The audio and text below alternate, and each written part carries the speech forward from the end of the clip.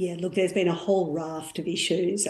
They're famously described in a 14-point set of grievances from the Chinese embassy.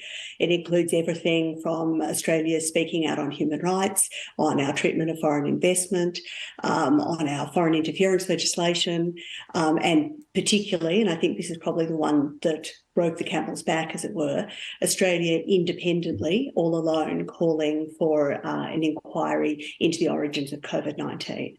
Overall, these weren't seen as the actions of a friendly nation.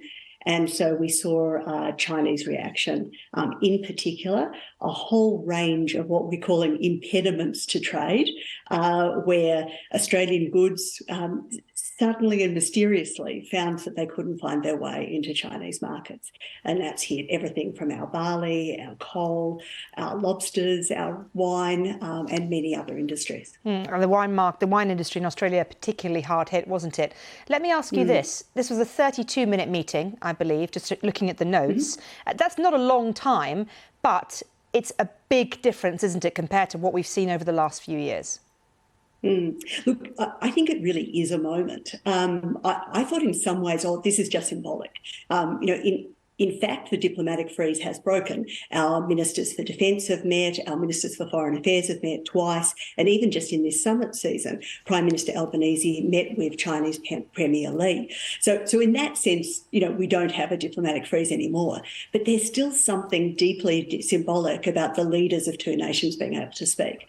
No major announcements were made, as you would expect in a short meeting, but the tenor of the discussions changed. And when President Xi, for example, says he would like to see the relationship improve, that's a signal to all the other parts of the Chinese apparatus that they should be looking at ways to improve the relationship. Yes, and absolutely. And interestingly, Canberra very much trying to downplay this meeting in terms of, look, it's not going to be a quick fix. It's not going to bring all the economic relief that we are hoping for, but it's a start. That's really the feeling I'm getting coming out of the government.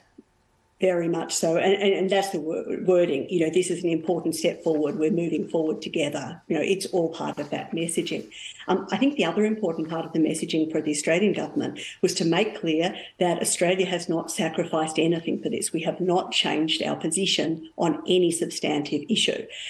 And the Prime Minister was at pains in his press conference after this meeting to outline all of the things that were discussed, which shows that he's prosecuting Australia's national interest. So discussing human rights in Xinjiang, discussing Taiwan, talking about detained Australians, talking about trade impediments, that these are things he will continue to pursue, that nothing was given up in order to reopen this discussion. OK, Melissa, it's been so good to talk to you. Thank you very much.